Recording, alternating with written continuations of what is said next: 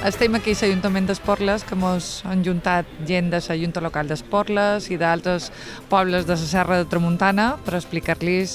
els candidats, un grup de candidats, explicar-los com volen que sigui la campanya aquesta que vendrà ara, que començarà d'aquí poc, quin és l'estil de campanya que volen fer i quin és l'objectiu que tenim tots, que evidentment és que guanyi el PP les eleccions el pròxim 26 de juny,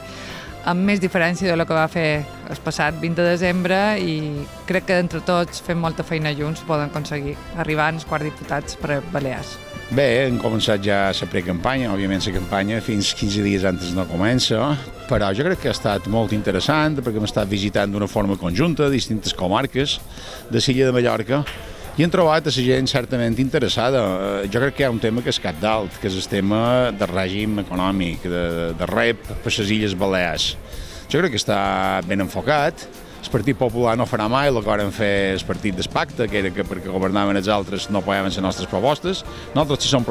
propostes en positiu, els ciutadans sempre els apoyarem i, per tant, jo crec que aquesta és una qüestió que ens interessa molt als ciutadans de les Illes Balears i, per tant,